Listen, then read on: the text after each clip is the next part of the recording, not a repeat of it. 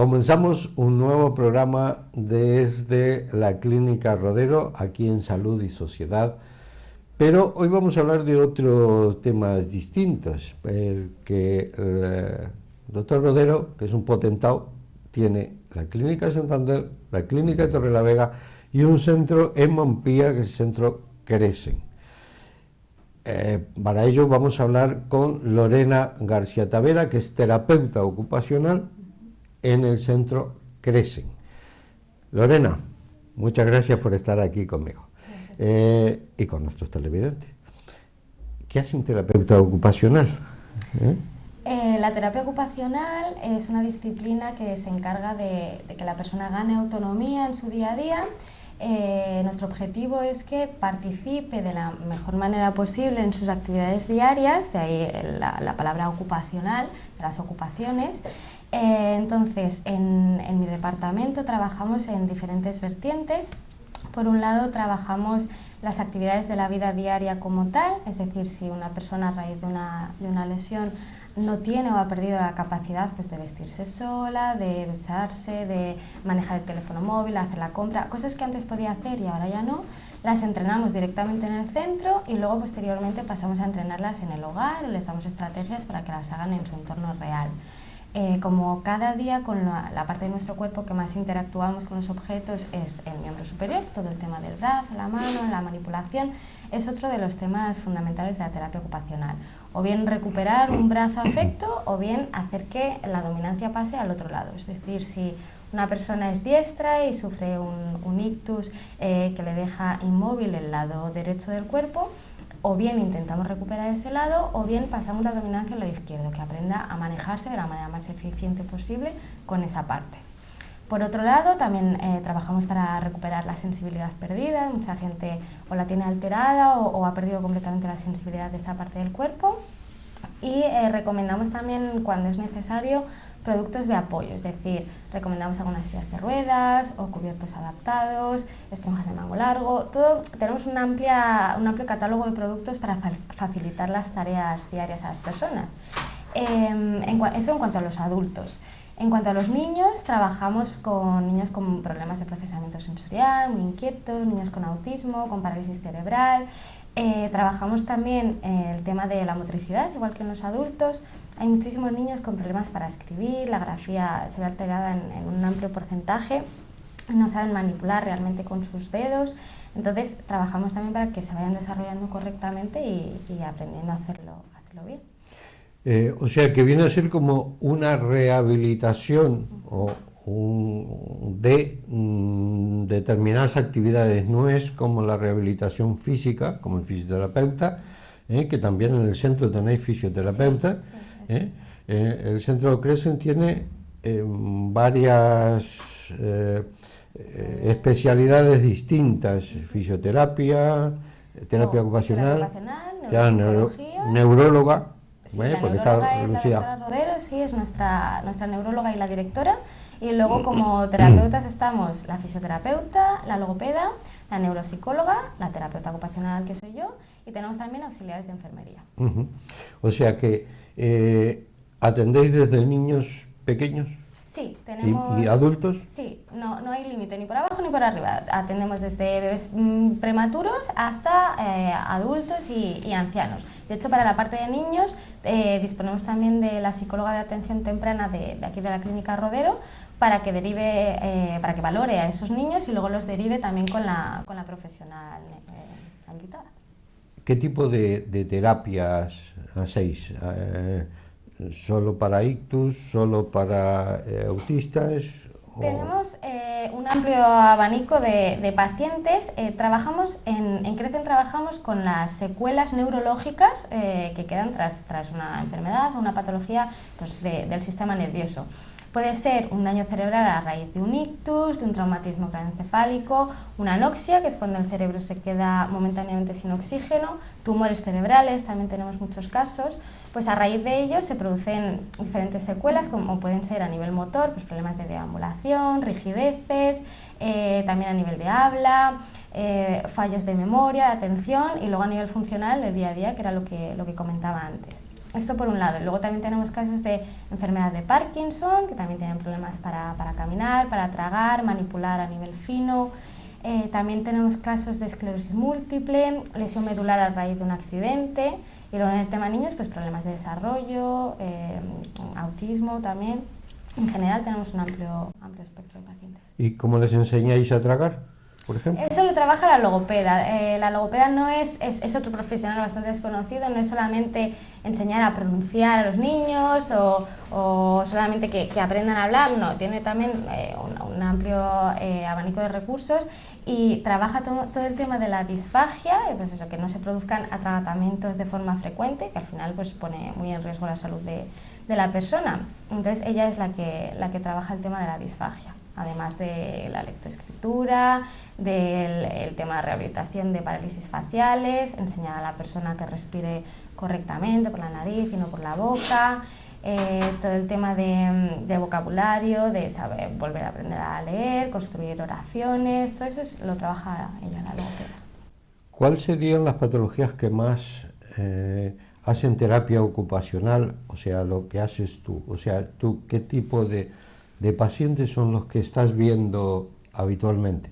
Lo que más tenemos en Crecen son temas de ictus, pero también traumatismos craneoencefálicos también pasarían conmigo. Si tiene, todo el que tenga una afectación funcional, es decir, que antes podía hacer esto y ahora no puedo hacerlo, pasa a terapia ocupacional. Pero en cuanto a porcentaje, pues el más alto es el tema ictus. También ya digo que tenemos ahora un repunte de casos de tumores cerebrales o daños provocados también por la quimioterapia.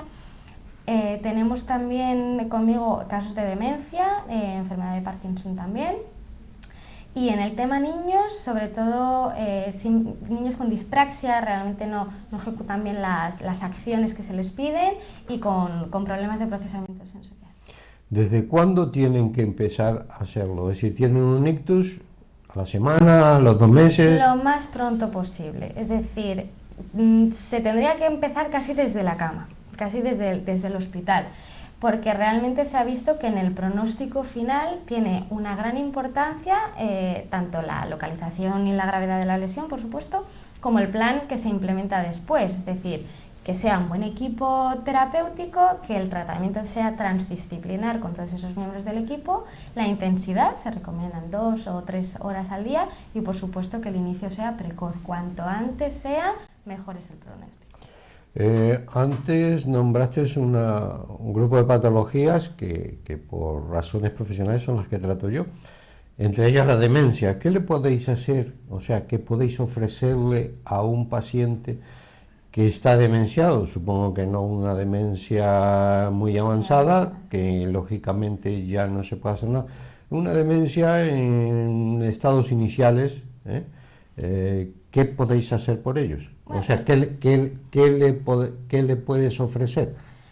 Sí que es verdad que no se puede hacer nada en las demencias avanzadas, pero es verdad que en nuestro centro tenemos más inicios de demencia. Entonces, el objetivo principal es poner freno a ese avance, a ese deterioro. Entonces, por un lado, pues mucha estimulación cognitiva, tanto en terapia ocupacional como en el departamento de neuropsicología. Esa parte la trabajamos un poquito en coordinación. Como en ayudas en el domicilio, es decir, facilitar que la persona siga estando orientada en su hogar, que es su entorno real, dar estrategias para trabajar también en el hogar, que es donde más están, pues ejercicios, lo que decía, de estimulación, el ir poco a poco facilitando, en lugar de ir complicando, las actividades que antes podía hacer y que ahora le resultan más difíciles.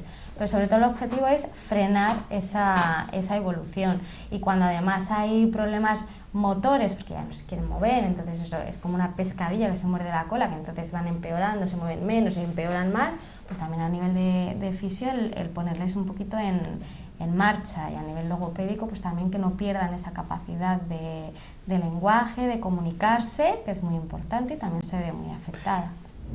Lógicamente, lo que entonces vuestro objetivo es fundamentalmente, si bien recuperar algo, es por lo menos que no se deteriore más. Exacto, porque todo el tema degenerativo, pues igual que pasa a nivel motor en esclerosis múltiple, son enfermedades neurodegenerativas que si bien podemos mejorar un poquito, no es como si fuera un ictus que realmente el pronóstico es mejor, sino que la tendencia es a empeorar. Lo que tenemos que hacer es ya no solo intentar mejorar el margen que tengamos, sino ponerle ese freno a lo que sabemos que va avanzando.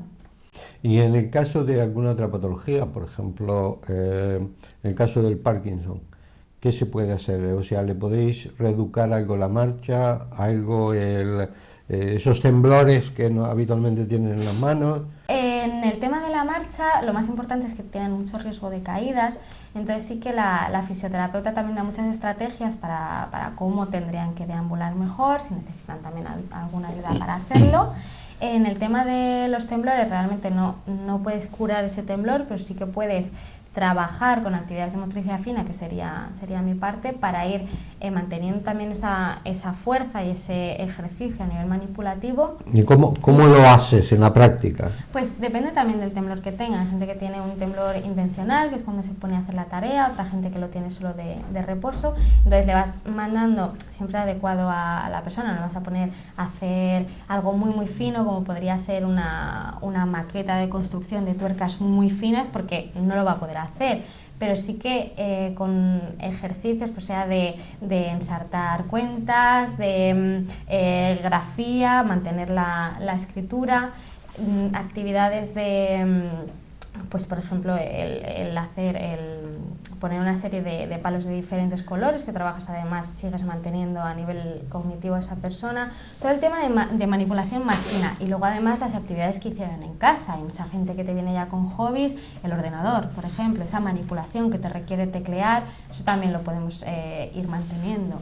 Y también das pautas para que la persona no se agote a lo largo del día. También vienen con mucha fatiga, pues también le aportar los recursos, lo que comentaba antes, productos de apoyo para que tú economices la energía y aguantes todo el día. Si no puedes ducharte con una esponja normal y necesitas una de mango largo para no hacer tanto ejercicio y agotarte a las 9 de la mañana, pues a lo mejor lo tienes que utilizar y aguantas mucho más tiempo activo. Una de las cosas que yo veo en la consulta, por ejemplo, un paciente con Parkinson y que lógicamente se deben beneficiar tanto de la fisioterapia como de la terapia ocupacional. Por ejemplo, una de las cosas que dicen es que no puedo tomar sopa o no puedo tomar agua. ¿Con un paciente de ese tipo podéis lograr algo? Ahí se están estudiando muchos productos de apoyo que parecen que contrarrestan ese tipo de temblores. Por ejemplo, hay unas cucharas que pesan más o cucharas que tienen integrado un motor que hacen un temblor contrario al que hace la persona, entonces contrarrestan un poquito eso y facilitan que la cuchara pueda llegar aquí. Si no puedo hacer este movimiento, necesito una cuchara que esté ya curvada, también me va a resultar más sencillo. El tema de vasos, ir facilitando también los vasos que utilizamos. Si necesito uno con doble asa y me puedo agarrar con las dos manos, que siempre va a ser mejor que una, pues también se le recomienda a la persona. O sea que utilizáis también materiales que luego en la vida diaria les pueden ayudar. Esos materiales luego los pacientes lo pueden de alguna manera obtener en el mercado. Sí, nosotros no trabajamos directamente con ninguna ortopedia, pero sí que ofertamos todos los catálogos que hay disponibles y recomendamos dónde los pueden adquirir y se venden sobre todo en ortopedias, o incluso puedes adaptar alguno tú.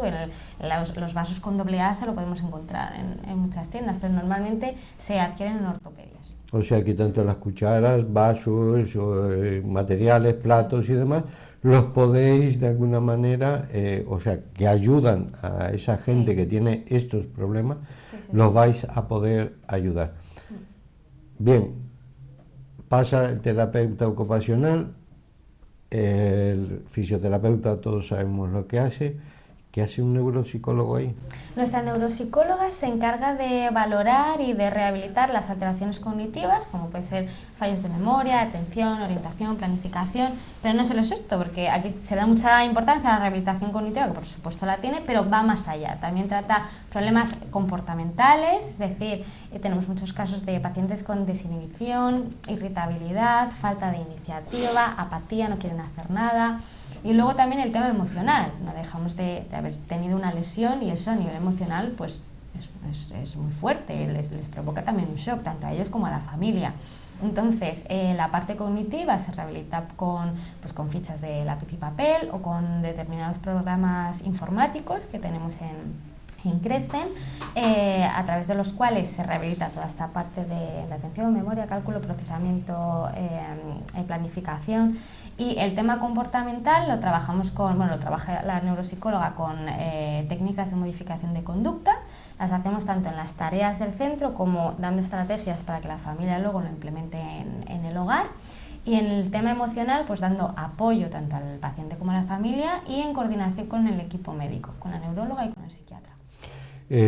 ¿Hacéis o utilizáis de alguna manera crucigramas, sudokus, algún tipo de cosas de esas? Sí, a la gente que antes ya le gustaba, que lo hacía como hobby, no deja de ser una parte de la estimulación cognitiva, es decir, tienes que estar todo el rato en marcha y si además a nivel de motivación intrínseca le resulta atractivo y ya lo hacía antes y ahora le está costando, pues se van facilitando, primero más sencillos, luego más complejos, para ir ganando también más soltura. Sí, yo normalmente a mis pacientes les suelo, que tienen trastornos cognitivos de alguna manera, les suelo recomendar esos. Les suelo recomendar sudokus, palabras cruzadas elementales. Claro, no de quién es el tercer hijo de Tutankamón, que seguramente que no lo han sabido nunca ni lo sabrán. Claro, depende de la persona, pues si antes hacía un montón y a lo mejor si le sabe responder a esa pregunta, pues se le puede dar más difícil, pero si no, pues vamos adaptándolo. O sea que es más sencillo mostrarle un paraguas y decirle qué es esto, o un lápiz, o un reloj. Todo adaptado al nivel de la persona, sí. Y eso lo hacéis así, o sea, lo vais haciendo y progresivamente va mejorando, sí. Y en cuanto a la adaptación en el tiempo, en el espacio y en el tiempo, ¿utilizáis alguna técnica como puede ser el periódico, mirar calendarios? Sí, la llamada TOR, la terapia de orientación a la realidad, también la usamos, el saber en qué fecha estamos, tachando en el calendario, escribirlo después en la pizarra para que todos lo vean, comentar noticias actuales que estén centrados en dónde están, qué está pasando a su alrededor, lo comentamos también entre todos y sí, también es una parte muy importante. ¿Esto tiene algún resultado en el tiempo o inmediatamente? Depende del caso. Hay casos que evolucionan más rápidamente, sobre todo si han empezado antes, lo que comentábamos al principio, y casos que son un poquito más largos, depende de la lesión. Los ictus sí que suelen avanzar más rápido, pero por ejemplo las enfermedades degenerativas pues siempre van a mantenerse más tiempo. ¿Puedes contarnos algún caso que, anónimo lógicamente, que en el cual te hayas sentido realizada como terapeuta ocupacional? Tengo uno muy claro, que es el de una niña que empecé a tratar cuando ella tenía 12 años y que ahora ya no es tan niña porque tenía 16, que tuvo una malformación cerebral durante el embarazo y una parte de su cerebro nunca llegó a formarse. Entonces, se supone que habría muchas cosas que no tendría que poder hacer esta chica y a día de hoy puede hablar perfectamente, que claro, no sería de mi parte, pero no tiene una afectación en esa parte, pero a nivel funcional, una niña que no podía extender la muñeca, ahora mismo es capaz de ducharse sola y es capaz de coger objetos con esa parte que no se había trabajado hasta los 12 años. Es decir, que a nivel de plasticidad cerebral, parece que ha pasado muchísimo tiempo, pero no, se sigue mejorando. Y en estos 4 años esa niña ha mejorado y se viste sola y se ducha sola y va a un colegio completamente sin ninguna adaptación. Es decir, que se ha visto mucha progresión. Y encima es el caso que más tiempo he tratado y que más he visto, y ese sería desde luego mi caso estrella. ¿Y en casos de personas adultas mayores? ¿Con pues, alguna patología de tipo ictus? Sí, también pues gente que a lo mejor ha venido y en 2 semanas estaba de alta, porque pues teníamos el caso de una mujer que había tenido un ictus el viernes, había salido del hospital el lunes y esa misma semana ya estaba en nuestro centro. y al mes se le dio de alta siendo completamente independiente. O gente que luego te encuentras en la calle y te dicen, no, mira, es que me voy a la compra porque no hace falta que me acompañe nadie. Eso es el objetivo de mi terapia. O sea que hay gente que se rehabilita y se recupera de todas estas patologías. Está claro que nunca vuelves a ser la misma persona si te ha afectado un área del cerebro, pero sí que puedes seguir viviendo de lo más parecido posible. Si hay un paciente que tenga este tipo de patologías que estamos hablando, ¿cómo llegan allí? Es decir, ¿cómo llegan al centro Crecen ahí en Montpia? Pues hay veces que vienen directamente derivados por sus médicos, luego también existen algunos convenios con el igualatorio médico que también deriva pacientes. Luego pues hay gente que por su cuenta nos busca, estamos en internet, nuestra página es www.crecen.net, tenemos un email de atención, entonces directamente nos mandan sus consultas, el email es info@crecen.es, por si alguien lo necesita, nos mandan la consulta, nosotros nos ponemos en contacto con ellos, lo que hacemos es la primera valoración pasarla con la neuróloga, con la doctora Rodero. O sea que Lucía es la primera que lo ve. Sí, es el primer corte, porque claro, son todo temas neurológicos, entonces pasan primero con ella hace el primer filtro. Ella valora, hace un estudio neurológico, y según las secuelas que presenta la persona, pues recomienda cuánto tiempo tendría que venir. Tenemos diferentes programas, pues 2 días a la semana, 3 días, 2 o 3 horas al día, los 5 días de la semana, más intensivo. Y valora ver con qué terapeuta tendría que pasar a la segunda evaluación. Una vez que pasa con nosotras, o bien la fisioterapeuta, la logopeda, la neuropsicóloga y yo como terapeuta ocupacional, valoramos nuestra parte. Y formulamos una serie de objetivos y prioridades tanto con la persona como con la familia. Es decir, no podemos olvidarnos de ese entorno donde vive esa persona y que es donde realmente va a hacer su autonomía. Entonces, nos mantenemos en continuo contacto con ellos para ir cambiando los objetivos, ir avanzando o afianzando los avances que conseguimos.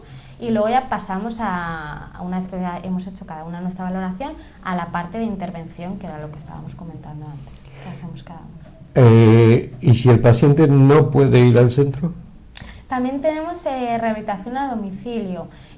Aparte de estar en el centro Crecen, allí al lado de Montpia, nos desplazamos o aquí al centro Rodero de Santander o al de Torrelavega, y luego también a domicilio en los casos que es necesario.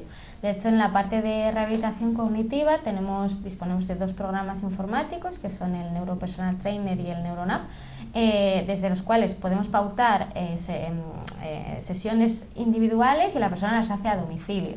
Pero sí, también podemos desplazar. Pero a domicilio, ¿qué le podéis hacer? Aparte de hacerle masajes. No, masajes no hacemos. Masajes no hacemos. Nuestra fisio sí que el tema de masajes se puede utilizar en otras patologías que necesitan fisioterapia, pero en el tema neurológico todavía no nos ha hecho falta.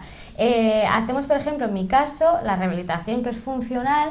Realmente donde mejor sería es en el domicilio. Yo puedo ver la casa, puedo ver qué adaptaciones hay que hacer, qué productos necesitas, y las medidas están bien, que hay que quitar las alfombras, cómo se maneja esa persona en su casa, cómo es su ducha, cómo puedo yo darle estrategias para que lo haga de mejor manera. Porque claro, en mi centro todo está muy preparado, pero luego en casa ya la cosa no es tan terapéuticamente perfecta. Entonces a domicilio sí que podemos hacer muchas cosas, ya sea a nivel de logopedia, pues si alguien no se puede desplazar, la misma sesión que harías en el centro la haces allí. A nivel de fisio, que pueda deambular por allí. La neuropsicóloga pues trabajaría allí también, y con el tema de los programas que le digo, y mi parte pues en el día a día ver cómo hace las actividades allí. ¿Y las familias colaboran? Muchas veces sí. Hay algunos casos que tienen problemas familiares y cuesta mucho, y se ve claramente la diferencia.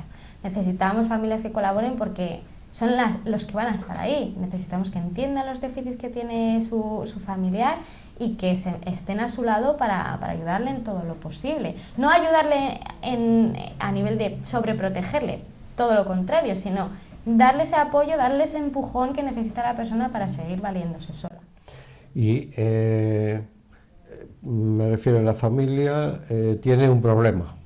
El problema es el paciente que tiene su enfermedad neurológica, degenerativa o vascular o del tipo que sea. Colabora en el sentido, y hay instituciones que luego los apoyen de alguna manera.